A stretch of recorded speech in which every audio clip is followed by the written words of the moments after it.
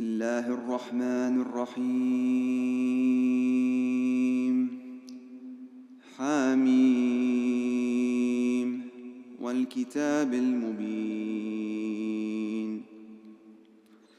إنا أنزلناه في ليلة مباركة إنا كنا منذرين فيها يفرق كل أمر حكيم أمرا من عندنا إنا كنا مرسلين رحمة من ربك إنه هو السميع العليم. رب السماوات والأرض وما بينهما إن كنتم موقنين لا إله إلا هو يحيي ويميت ربكم ورب آبائكم الأولين بل هم في شك يلعبون فارتقب يوم تأتي السماء بدخان مبين يغشى الناس هذا عذاب أليم ربنا اكشف عنا العذاب إنا مؤمنون أنى لهم الذكرى وقد جاءهم رسول مبين ثم تولوا عنه وقالوا معلم مجنون إنا كاشف العذاب قليلا إنكم عائدون يوم نبطش البطشة الكبرى إنا منتقمون ولقد فتنا قبلهم قوم فرعون وجاءهم رسول كريم أن أدوا إلي يا عباد الله إني لكم رسول أمين وأن لا تعنوا على الله إني آتيكم بسلطان مبين وإني عذت بربي وربكم أن ترجمون وإن لم تؤمنوا لي فاعتزلون فدعا ربه أن هؤلاء قوم مجرمون فأسري بعبادي ليلا إنكم متبعون واترك البحر رهوا إنهم جند مغرقون كم تركوا من جنات وعيون وزروع ومقام كريم ونعمة كانوا فيه فاكهين كذلك وأورثناها قوما آخرين فما بكت عليهم السماء والأرض وما كانوا منظرين ولقد نجينا بني إسرائيل من العذاب المهين من فرعون إنه كان عاليا من المسرفين ولقد اخترناهم على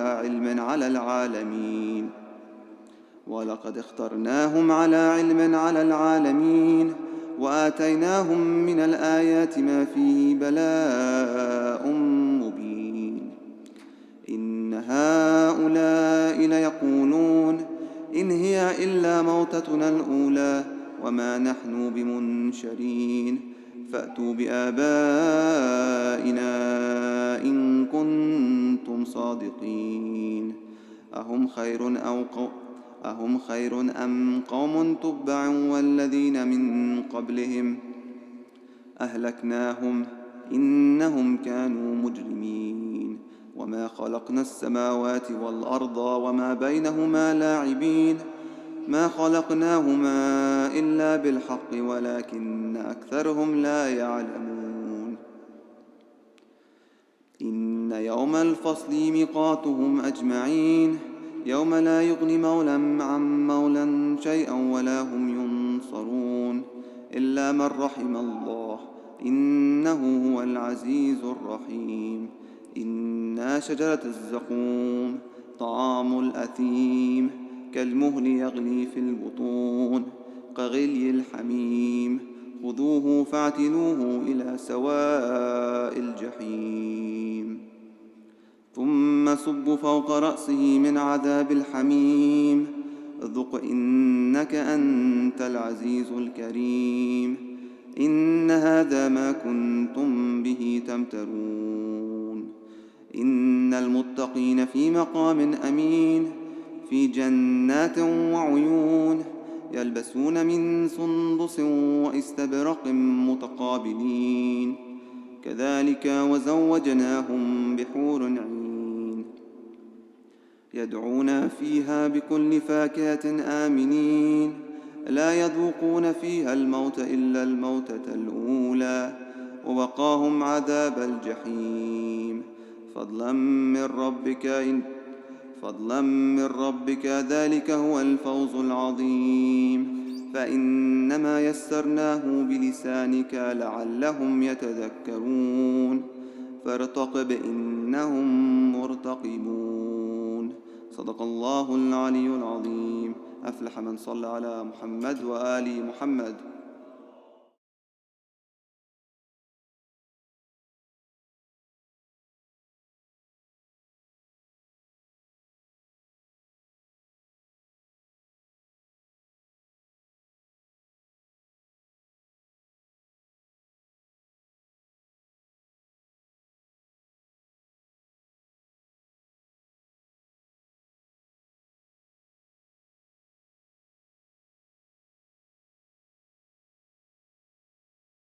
العليم من الشيطان اللعين الرجيم بفضل الله بسم الله الرحمن الرحيم الحمد لله رب العالمين الحمد لله والحمد حقه كما يستحقه حمدا كثيرا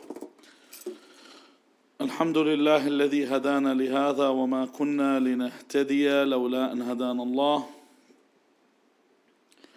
اللهم لعن أول ظالم ظلم حق محمد وآل محمد وآخر تابع له على ذلك اللهم لعن العصابة التي جاهدت الحسين وشايعت وبايعت وتابعت على قتله اللهم لعنهم جميعا ثم الصلاة والسلام على خير خلق الله أجمعين محمد اللهم صل على محمد وعلى أهل بيته الطيبين الطاهرين واللعنة الدائمة على أعدائهم أجمعين إلى قيام يوم الدين. Whenever you hear the word ta'ziyah or azah, you always think of a majlis or congregation where people recite something and people lament. But the word ta'ziyah is basically a form of muwasat.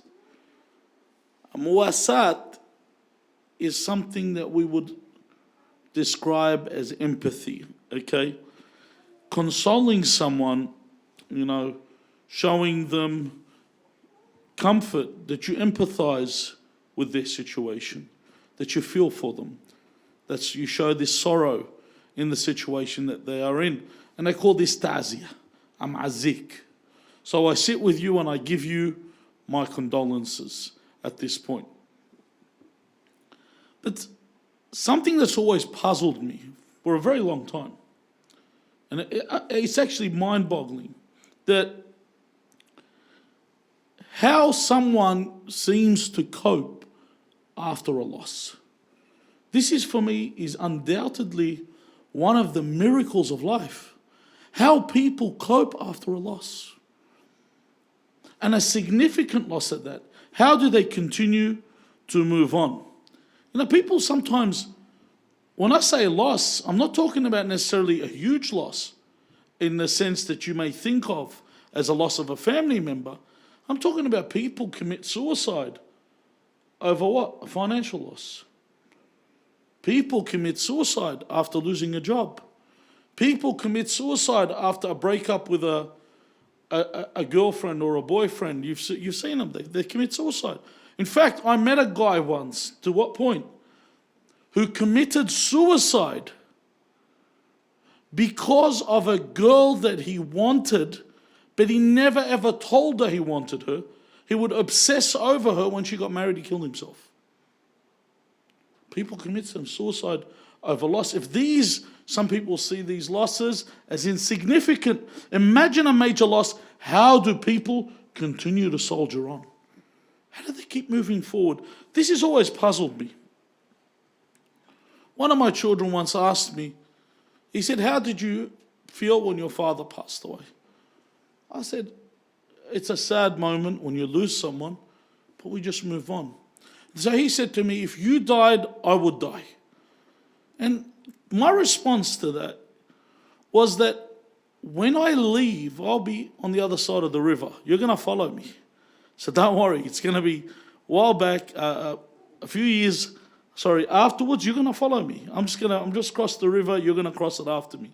You're just going to go to the other side after I'm gone. The death of a loved one is too great to absorb. This is something which we'll delve further into in our discussion.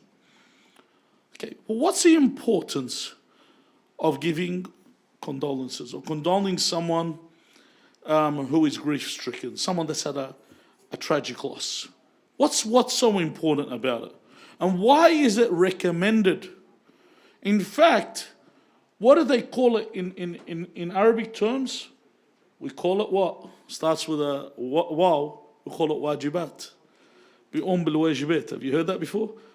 You know, like for example, إكرام الضيف, looking after a guest, we call that wajibat. You know, بدكم واجباتي. So we consider this of the wajibat. And culturally and traditionally. And in fact, it's spoken by the infallibles as something of utmost importance, giving condolences to someone that has grief. In fact, Rasulullah sallallahu alayhi wa alihi wa sallam says, "Man azza musaban kana lahu mithlu ajrih." Whoever consoles or condoles someone has what? Comforts them at a loss, has like their reward. In fact, the remainder of the hadith says, without, you usually see this in a lot of hadith, without them losing any of the reward. So the one that has the musibah, the reward they get for that musibah, the person, the tragedy, the person that's there to give condolences, what? They get the same reward. This is very important for me when I come to give them support. Why? Because this is the epitome of philanthropy. This is the most humane thing you can do. This is what being a human is all about. Being a human being is to empathize. Why do you think one term that's used loosely, a lot of people use it. Every time I will tell you, let's see, 1 out of every 3 marriages that I have to counsel, one of the partners will call the other one what? They always use this word. I'm sure none of them know what it means. What it really means. They go, he's a narcissist or she is a narcissist. They always use this term, narcissist. A narcissistic person, in the real term, is what? Someone that only loves themselves. Now, let's speak on it in a general sense. Is there anyone that isn't narcissistic? Everyone loves themselves. In fact, we do amal khair for ourselves. Isn't that right? It's not like I'm working hard so I can go to hell and someone else goes to heaven. You're working for yourself. So when you go, this person's narcissistic, everyone cares about themselves. A narcissistic person is someone in reality that does not care about themselves. They work themselves into the fire of hell. That's what a narcissistic person is.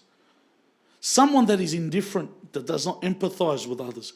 You know those people, the moment someone dies, they're the first ones to make a joke about them and ridicule this and ridicule that. They're usually the people that don't care about others. For them, everything's a joke. I remember once when a ship full of refugees was coming from Indonesia towards Australia and it sank. I don't know if people remember this. It happened would have been about 17 years ago for those that were around. And was at the time of the American invasion into Iraq. And these refugees, I think it was about 200-300 people that died.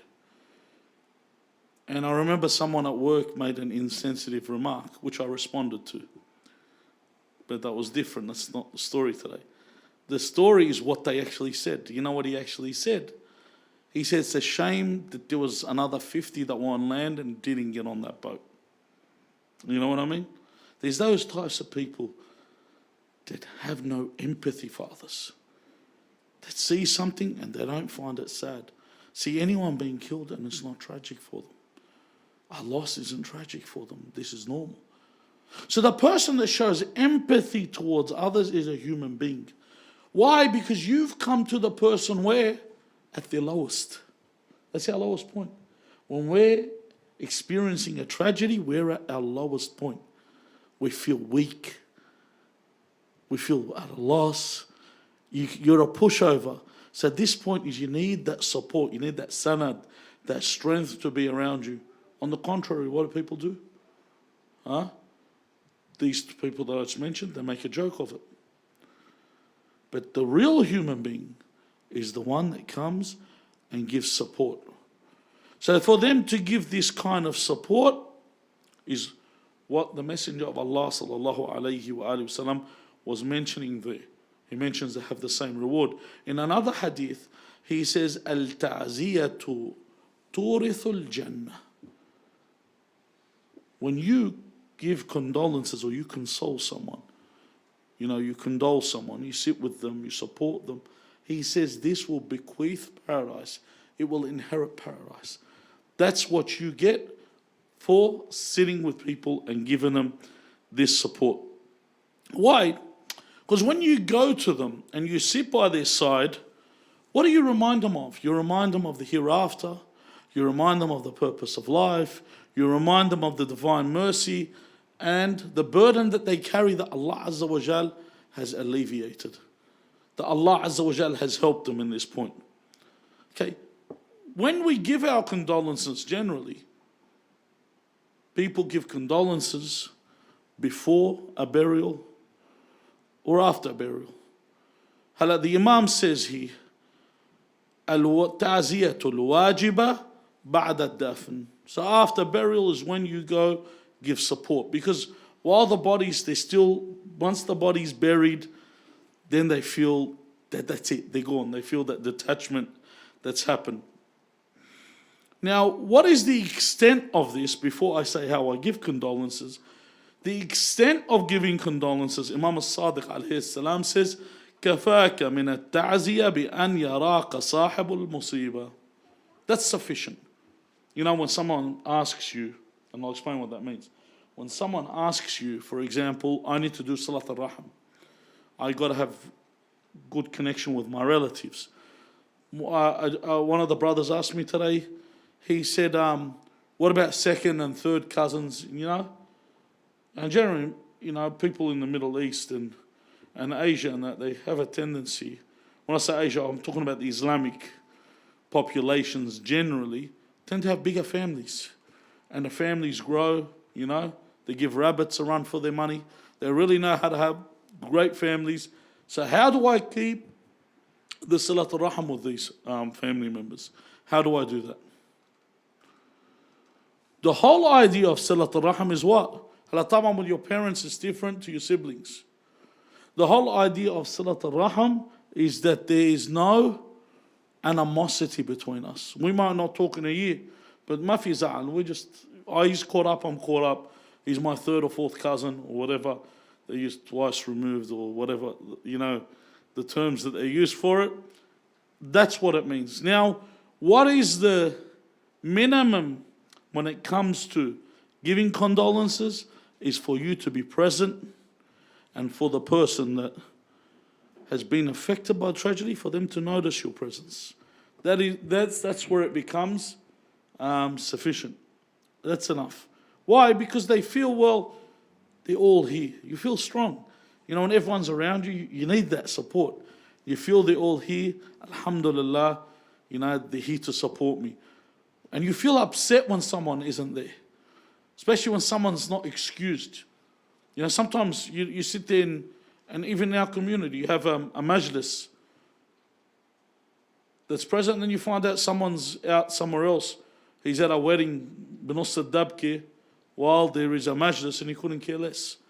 So it affects you. So imagine, dabki is a Lebanese dance that they do at weddings. So So rather than actually attend the congregation, they go entertain Iblis, so they can get his shafa on the Day of Judgment.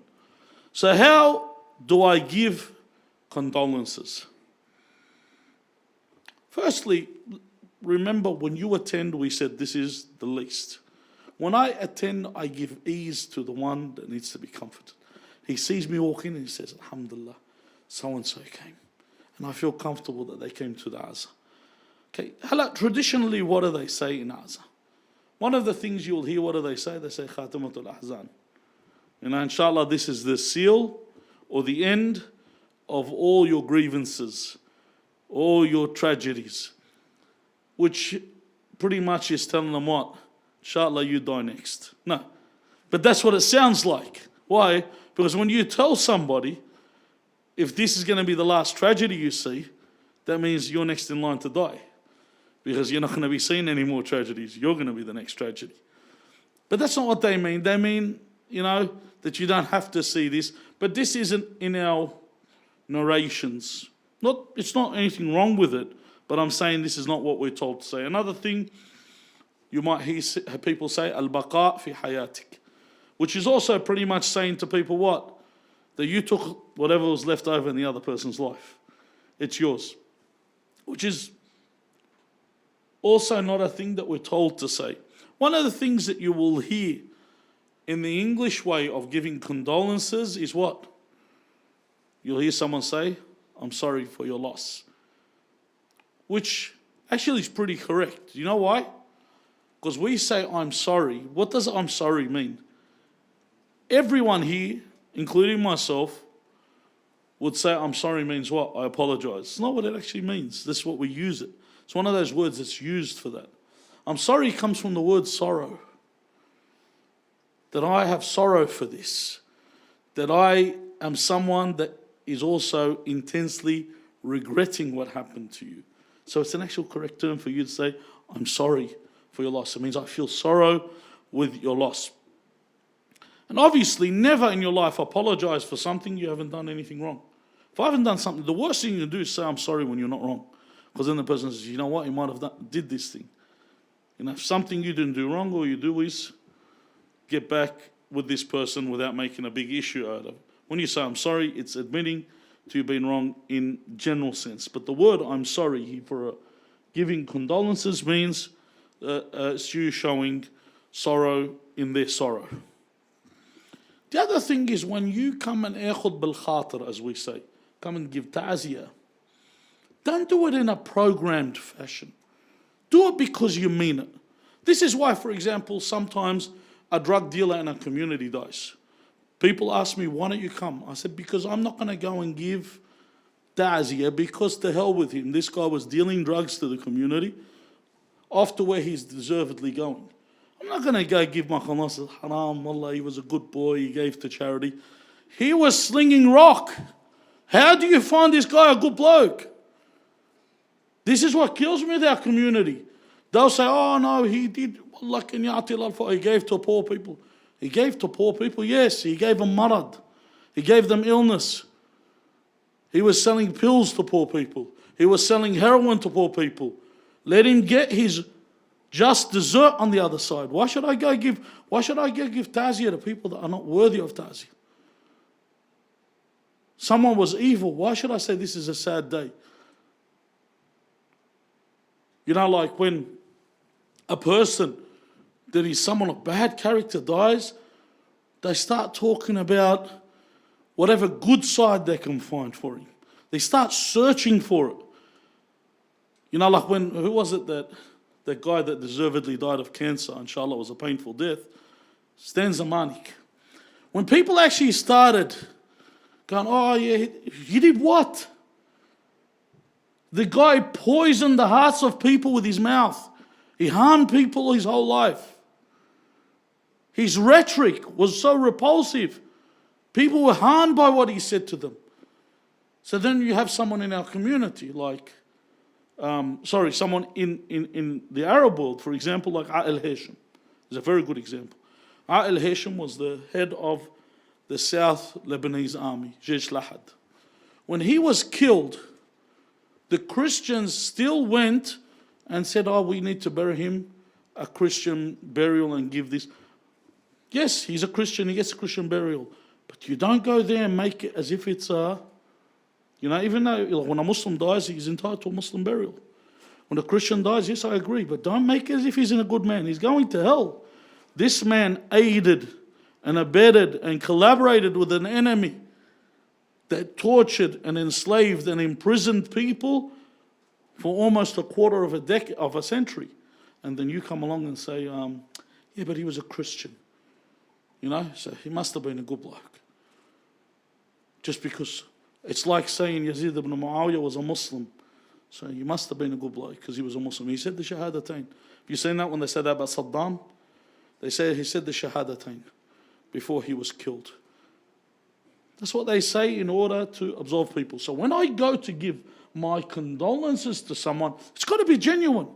So I'm there because I've lost a believing brother or sister. I've lost someone of the believers, of the muwahhideen ala al-ard, contributing members to society, people that helped others. So I come there because it is a loss for me as well as it is for them. Because they might have lost a blood relative, but you lost a brother in faith.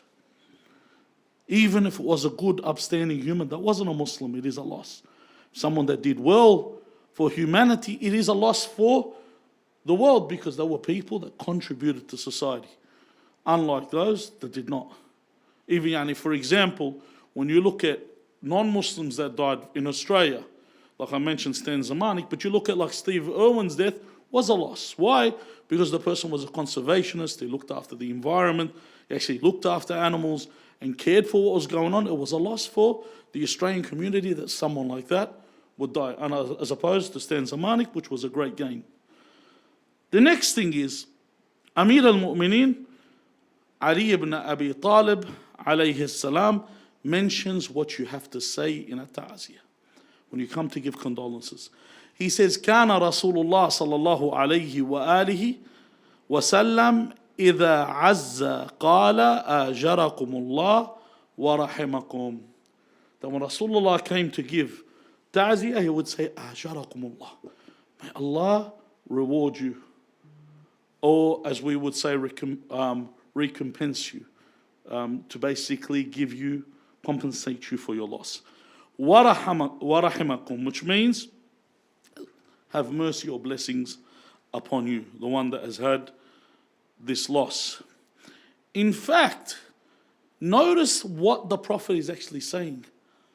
May Allah reward you. What is he saying? He's basically telling you have gained from Allah. A reward which we'll speak about as we move along in this. Firstly, we'll start with this narration on Imam Ali ibn Musa Rida salawatullahi wa salamu alayh, where he's speaking to Al-Hasan ibn Sahel. Al-Hasan ibn Sahel had lost his child. So he says to him, التهنئة بآجال الثواب أولى من التعزية على عاجل المصيبة. So in other words, congratulating someone for the reward that they will receive. That's why we say أجالكم. That's why if you ever hear the Majlis Azza, what do they start with? عظم الله أجوركم. You say that to Imam Sahib al-Zaman, Imam Mehdi. May Allah increase your reward. Isn't that right? You start with this. Why? He says, before we tell them why, before we console them for the tragedy, because the affliction is transient, the affliction is temporary, whereas the reward is what? It's perpetual. The reward is eternal. The reward is forever. Now, in another narration where the Imam As-Sadiq salawatullahi wa salamu alayh, firstly sallu ala Muhammad wa ali Muhammad.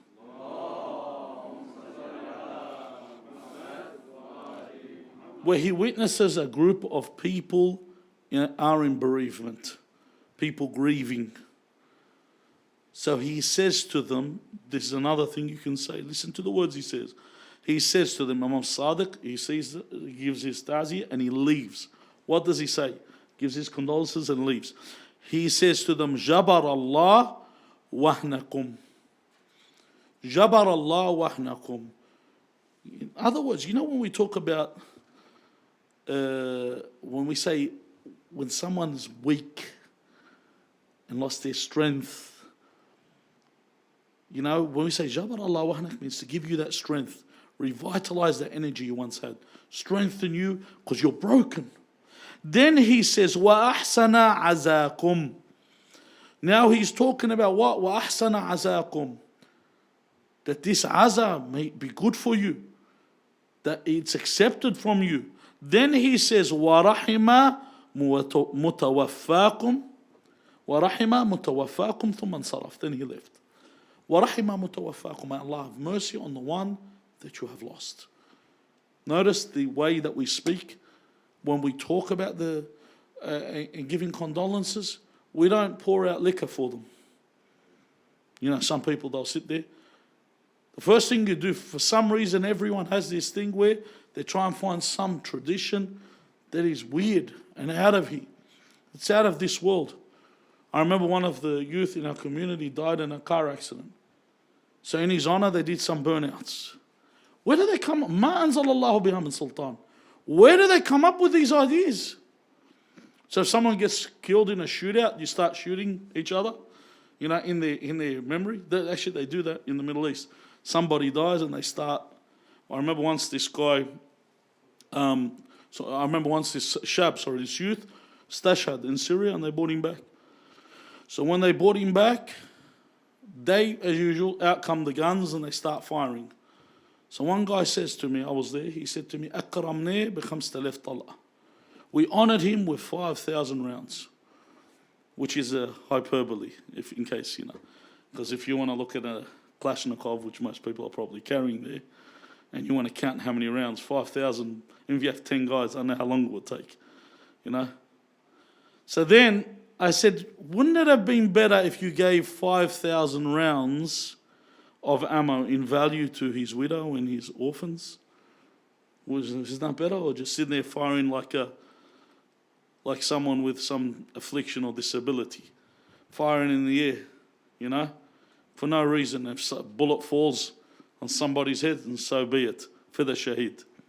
Where do you come up with these ideas? This isn't the way we give condolences to anyone. Now, one of the greatest losses that anyone can have, and it's something the only people that can fathom what I'm talking about are parents, is the loss of a child. You know, I was reading once this article. Just reading it was too much for me to even handle reading it. It was about a father in Adelaide who had 5 children, and his youngest son would follow him wherever he went. This was probably about 2 years old, this story. The son would follow the father wherever he went. So one day the father comes home, the son runs out. And the father doesn't realize the son's come out, he reverses over his son. Something he could never ever. They actually said in the article that the father was beside himself. They couldn't even talk to him. He was incoherent. He couldn't handle it. He was broken. Broken. Something that you cannot imagine. And if you want to even think about this in any possible way, take a look at one of your children when they get sick.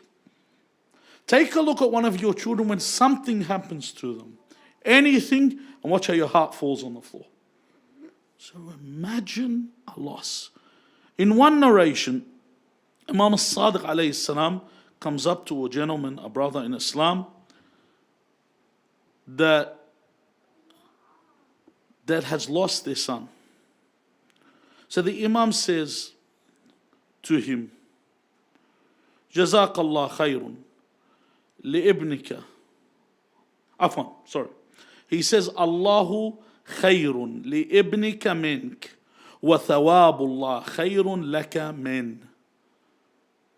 The first thing he says to him, that Allah, this is something you need to think about. You know, sometimes when you have, in general in life, you know, you have kids. I was talking to a brother last night, and he said to me, would there ever be a time where they'll give a fatwa for us to stop having children in this terrible world we're moving towards? I said, why do we have so much negativity about the future when we should have positivity about the keeper of the future, who is Allah Azza wa Jal, and the restorer of justice, Sahib al-Amr wa Zaman. This is how we should have this kind of positivity. Why are we negative? Why is it I don't think when Allah Azza wa Jal, one of the things that Yaqub was punished with, you know, Yaqub was punished was when he sent Yusuf out. And he said, Inni akhafu an ya'kulahu dhib. I fear that the wolf may eat him. The Imam says that because he said this, rather than he's saying that he is in the, this is a prophet, he didn't commit a sin. He didn't do anything wrong, but a prophet shouldn't talk like this. A normal person can talk like this. God said, why didn't he say he is in the protection of God? Why is he afraid of the wolf? Why do I? So I've got to be positive. So even when he dies, imagine, the Imam says, Allahu khayrun li ibnik. Allah is better than you are for your child. Mink. Allahu khayrun li ibnika minka. Wa thawabullah khayrun laka min. The reward that you're going to get for this loss, basically he's saying, is better than having that son that you had. Allahu Akbar. Then the Imam leaves. فَبَلَغَهُ. News comes to the Imam that, you know, because the second spell, it's his child, he's broken. It's your child. He's broken from this. He can't handle it. He cries. So then the Imam didn't send a letter to him. فَعَادَ إِلَيْهِ. This is the ta'ziyah. The Imam didn't just sit at home and say, listen, I'll send this man a message. Back then there wasn't WhatsApp. He'd send him a letter, for example. He went back to this man's house. This is ta'ziyah, giving comfort. When he came the second time, he says to him, قَدْ مَاتَ رَسُولُ اللَّهِ صلى الله عليه وآله وسلم. فلا, he says to him, فَمَا لَكَ بِهِ أُسْوَى. Rasulullah died. Isn't this an example for you? That Rasulullah, even Allah says this to the Prophet, إِنَّكَ مَيِّتٌ وَإِنَّهُمْ مَيِّتُونَ. You will die, they will die. وَمَا جَعَلَنَا لِبَشَرٍ مِنْ قَبْلِكَ الْخُلْدِ أَفَإِنْ مِتَّ فَهُمُ الْخَالِدُونَ.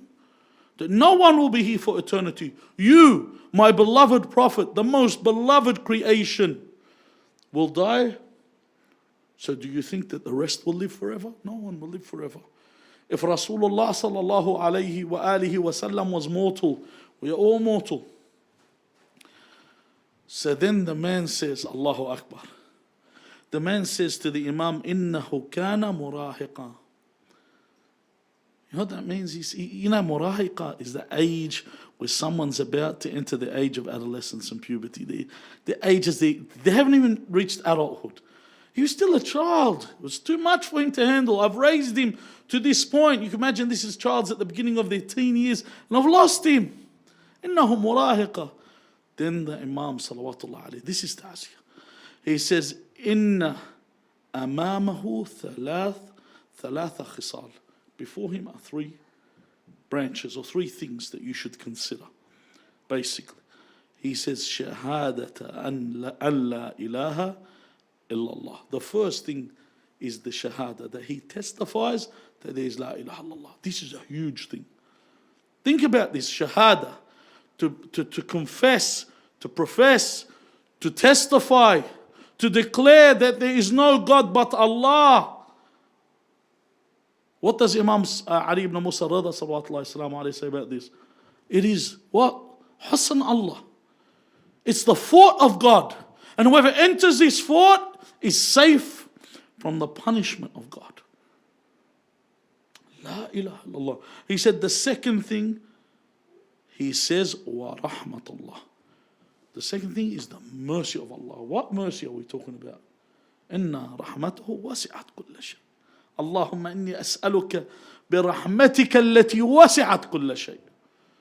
The vastness of Allah's mercy. The first thing is the shahada, that there is only one God. The second thing is Allah's mercy.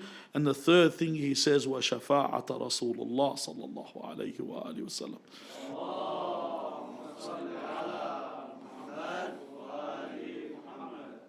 You know, when you think of this, this is the grandest of the three. Why? Why is it the grandest of the three? There's something about the Prophet that Allah has for the Prophet. The Shahada is one thing, the mercy of Allah is another. But there's something about the Prophet that Allah Azza wa Jal says to him in the Quran, وَلَا سَوْفَ يَعْتِيكَ رَبُّكَ فَتَرْضَى. Allah will give you and give you until you are pleased. The Imam says that on the day of judgment, Rasulullah will say, Ya Allah, I am not pleased until my nation enters paradise. So Allah Azza wa Jal says, then take this. He says, then I'm pleased. وَلَا سَوْفَ يَعْتِيكَ رَبُّكَ فَتَرْضَى. Allah Azza wa Jal will never turn down the Prophet. The Shafa'ah of Rasulullah. And Rasulullah sallallahu alayhi wa alihi wa sallam is the one that says, whoever says salawat upon me, I will intercede for them even if they are people that have done the greater sins. Sallallahu.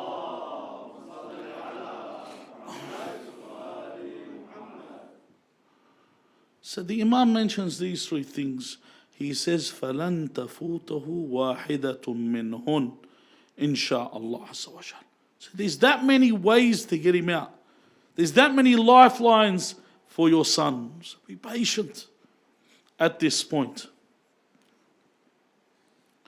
In another hadith, on Imam al-Sadiq alayhi salam, for the loss of a child, he says, من قدم ولدا كان خيرا له من, whoever loses a child, it is better for them than what?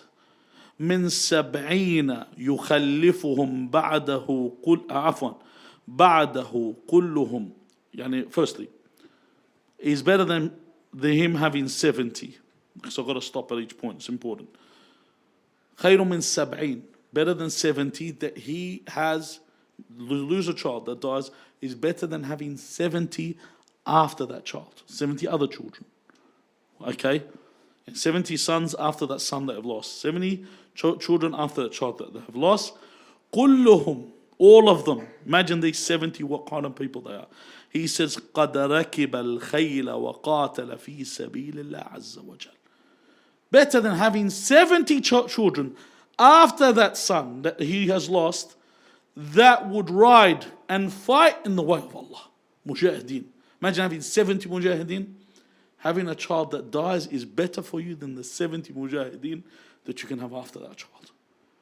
Because it's such a loss. It's such a loss, it's so great that Imam al-Sadiq alayhi salam says, ثَوَابُ الْمُؤْمِنِ مِنْ وَلَدِهِ إِذَا مَاتَ الْجَنَّةِ. Then he says something about this. The reward of a believer whose child dies is paradise. Then he says something that's mind-boggling. You know what he says after that? He says, صَبَرَ أَوْ لَمْ يَصْبِرْ. Whether this person is patient over this loss or they're not patient, their reward is paradise. Why? It's so huge for someone, they cannot even understand this. But if they are patient, it's far greater than anything else. In fact, where does patience play a role in this? See, Allah Azza wa Jal says in the Quran, وَاسْتَعِينُوا بِالصَّبْرِ وَالصَّلَاةِ. وَاسْتَعِين, what does sta'een mean? Get help, seek help through what? Through patience and prayers. That's how you get help for life. Being patient. And doesn't matter how hard the patience is, be patient. وَاسْتَعِينُوا بِالصَّبْرِ. Why? Because Allah has created this this thing, patience, was created for this reason. Imam al-Sadiq alayhi salam says, لَوْلَا أَنَّ الصَّبْرَ خُلِقَ قَبْلَ الْبَلَاءِ. In other words, patience was created before trial. Before hardship, Allah created patience. So just like He creates something, then creates something else. Before Allah created hardship, He created patience. He said, had this not been the case, He says, لَتَفَطَّرَ الْمُؤْمِنُ كَمَا تَتَفَطَّرُ الْبَيْضَةُ عَلَى الصَّفَا. That the mu'min would break, be shattered, like the egg would shatter. When we say safa, have you ever seen that stone that has no growth on it whatsoever? It's hard, it's flat, there's nothing in it, it's just dry and hard. If this egg was to fall on the way it would shatter, this is how the believer would shatter if there was no patience. If patience hadn't been made before hardship, they wouldn't be able to. This is what I was talking in my introduction. There's no way you could cope. The thought of a loss is too much. The thought of losing a child is too much. It's too much for you to even fathom, for you to even understand. The people understand this on the day the child's born. They look at them. They look at the child. It's too much for them to even. Sometimes people say to me, "Oh, أنا عاطفي كتير." I've got a very big soft spot for my child. I go, you? Okay, who doesn't? The animal has a soft spot for their child. You seen the animals, the animal kingdom? Have you seen a chicken that we call chicken because it runs away? Go next to a chicken when it has chicks. That chicken that usually, goes into flight mode and runs away, will actually staunch, it will stand up. Why? Because it has offspring. They become different. You've seen the swooping birds, animals like the magpie or the butcher birds here, the indigenous to Australia. What do they do in breeding season? They'll take out your eye. This is something that's instinctual. Allah Azza wa Jalla has placed it within. You can't say, I will not love my kids. When they're born, Allah Azza wa Jalla makes you feel that's something you're locked into. So you don't understand when your parents are on top of you and telling you don't do this and that. Because they're feeling the pain. And that's why you see people, they throw caution to the wind when they're single. When they get married and have kids, they're always worried about things because they have a family they need to take care of. So I have to have patience in all these matters. Patience throughout hardship, not only loss. This is the key for me to continue. In fact, Allah Azza wa Jal plays a huge role in this, in giving you the patience. Imam al-Baqir alayhi salam says, Inna malakan muwakkalan bil maqabir. There's an angel that Allah has placed in the cemetery. He says, فَإِذَا انصَرَفَ أَهْلُ الْمَيِّتِ. So when the family of the deceased leave, مِنْ جَنَازَتِهِمْ عَنْ مَيِّتِهِمْ. So when they leave the dead, أَخَذَ قَبْضَةً مِنْ تُرَابٍ فَرَمَى بِهَا فِي آثَارِهِمْ. So as they leave, he'll take of the earth, of the mayyit, and throw it in these tracks in the direction that they've gone. And then he says, قال أنسوا ما رأيتم فلولا ذلك ما انتفع أحد بعيش. He tells them to forget what you have seen. He says, had this angel not done this, Imam al-Baqir said, no one would benefit with living. No one would continue living. So there's things that work. Another one that Imam al-Sadiq alayhi salam says, إن الميت إذا مات بعث الله عز وجل ملكا إلى أوجع أهله عليه. The ones that أوجع أهله عليه, the ones that are in most sorrow over this loss, Allah will send an angel to them. فمسح على قلبه فأنساه لوعة الحزن لولا ذلك لم تعمر الدنيا. So Allah Azza wa Jalla will send an angel to wipe on their heart. He said, if it wasn't for this, what would happen? The dunya would not continue. The dunya would not be populated. No one would move forward. People would just stop. A loss would be enough to make someone sit in their place. And that's it. Not advance anymore. You've seen sometimes some people, they're that affected. They just don't continue. They get overwhelmed. But then there's those that soldier on, but the huzn's still there. The huzn's always, it never leaves. The sadness always, the grief stays in your heart. But you move on because life has to continue. Some things where Rasulullah sallallahu alayhi wa alihi wa sallam is seated and he looks at Abu Abdullah al-Hussein alayhi salam. And he holds him and he puts him in his lap.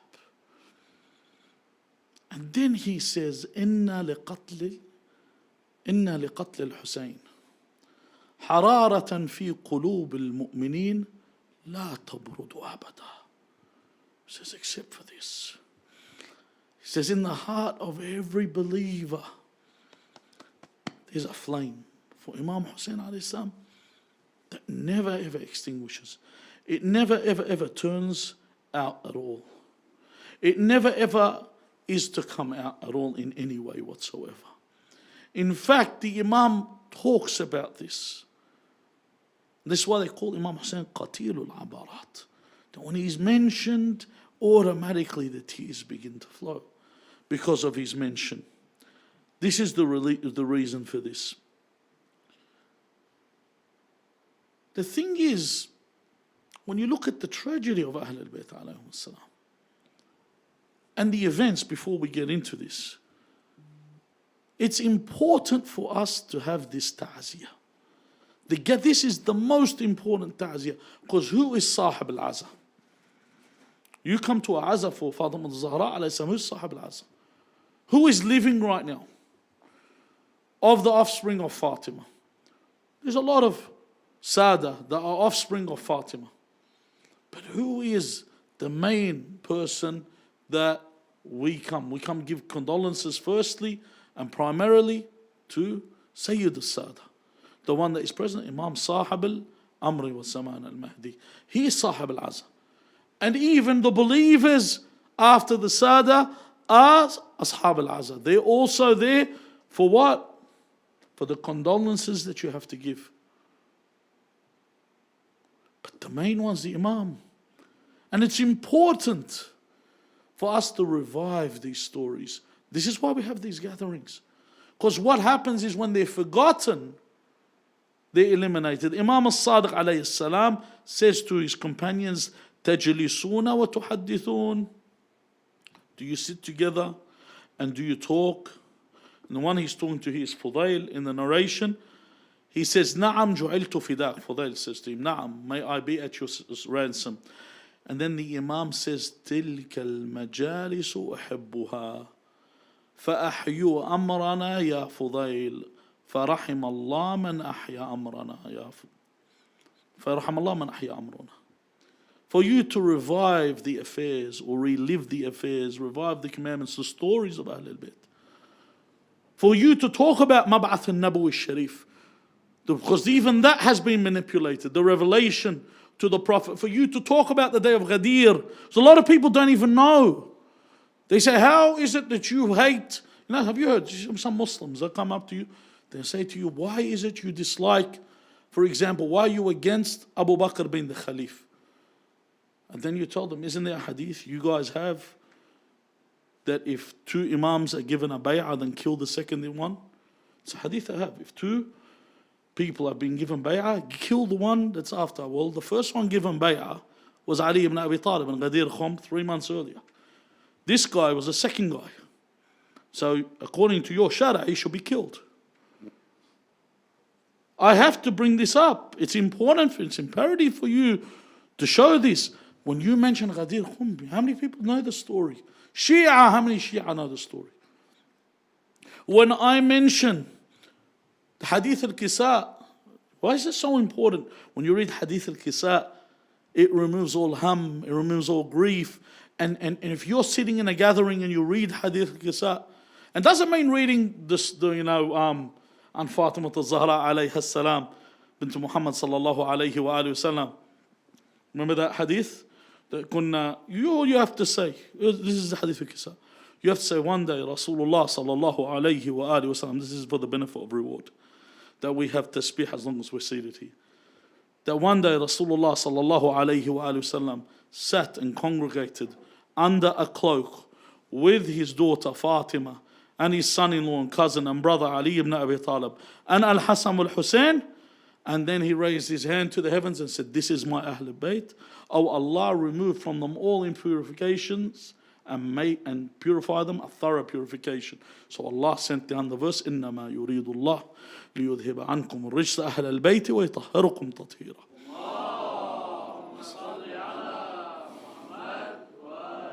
Just to say that suffices. As long as you are sitting here, the angels will glorify and repent on your behalf. This is the importance of reliving these tragedies. Every one of these tragedies. The other thing that will kill you more than anything else is when Rasulullah sallallahu alayhi wa sallam passed from the dunya. Who were the people? Who were Ashab al-Aza? Amir al-Mu'mineen, Fatima al-Zahra, Al-Hasan al-Hussein. Who came to give them condolences? Who came to say, Ajarakumullah? Who came to their house to give condolences? Who came? Instead, they came and attacked the house of Fatima. Did you know on the day of Ashura, Sayyidah Zainab alayhi salam was seated. There was no one there to give her condolences. So not only was there no one to give her condolences for her father, for her grandfather Rasulullah, or her mother Fatima, on the day of Ashura, Sayyidah Zainab alayhi salam sat. There was no one there to give her condolences. There was no one there to give her protection. In fact, Sayyidah Zainab alayhi salam on the day of Ashura did not even mourn. She did not even cry because she didn't want the enemy to think they had overcome her. She did not allow them to see her in this manner. There was no one there to give condolences. But from one trial to another, they were taken prisoner from the day that Imam Abu Abdullah al-Hussein alayhi salam was martyred with his companions. Not only that,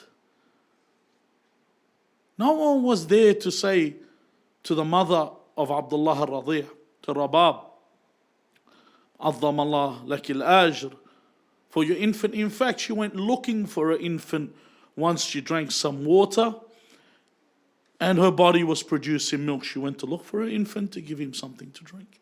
There was no one there to give them condolences. It was so much of a tragedy that Imam Sahib al-Amr, you know what he says about this tragedy? Who is Sahib al-Azam? He says, فَلَأَنْدُبَنَّكَ صَبَاحًا وَمَسَاءً. I will bewail you. I will lament you. I will grieve over you every morning and every evening. وَلَأَبْكِيَنَّ عَلَيْكَ بَدَلَ الدُّمُوعِ دَمًا. I will weep over you blood instead of tears. And then he says, what? Why will you do this, Sahib Zaman? He says, حَسْرَةً عَلَيْكَ وَتَأَسُّفًا عَلَى مَا دَهَاكَ. Why will I do this? He says, out of the intense sorrow and grief over what befell you. Why? He says, حَتَّى أَمُوتَ بِلَوْعَةِ الْمُصَابِ وَغُصَّةِ الْإِكْتِئَابِ. That I want to die from this. It's too much. Something that's from the affliction and the torment that sorrows me, that has afflicted me. I cannot even handle this. When we say غصة الاكتئاب, what does غصة mean? You know that lump in your throat? That melancholy feeling? That feeling, he says, that it's too much for me to even bear. This is the musab of Abu Abdullah al-Hussein alayhi salam. Something that cannot even be handled. Not even the heavens and the earth can contain themselves had it not been for Allah Azza wa Jal keeping them in their place. We ask Allah Azza wa Jal that on the day that we leave this earth, that of those that will be present, our mu'azzun, are the malaika al-muqarrabeen, those that are near to Allah Azza wa Jal. That on that day the salihin and the awliya and the righteous are present when we pass from this earth. We ask Allah Azza wa Jal to give us a reward that is paradise without a trial. This is what we want. Ajra sabirin. You know the reward of the sabirin?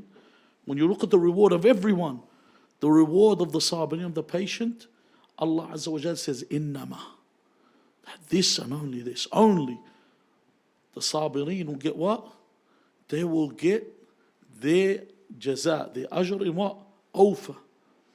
The whole recompense. They'll get everything in the reward بغير حساب. Okay? يوفى الصابرون إنما يوفى الصابرين. I think, I don't want to say the verse wrong. أجرهم بغير حساب. What's the verse, if someone can remind me? That they will get the full reward without a trial.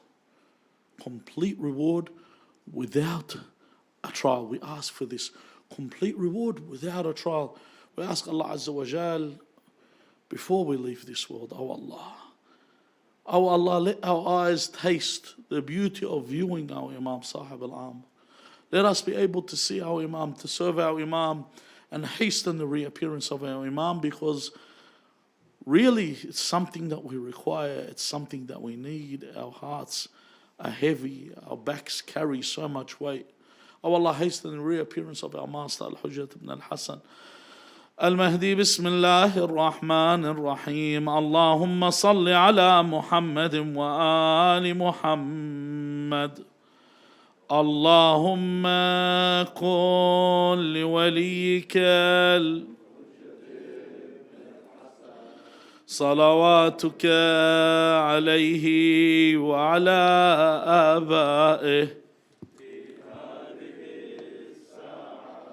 وفي كل ساعة وليا وحافظا وقائدا وناصرا ودليلا وعينا حتى تسكنه أرضك طوعا وتمتعه فيها طويلا برحمتك يا أرحم الراحمين. وإلى أرواح المؤمنين والمؤمنات وإلى أرواح موتانا وموتاكم. رحم الله من قرأ سورة المباركة الفاتحة مع الصلوات.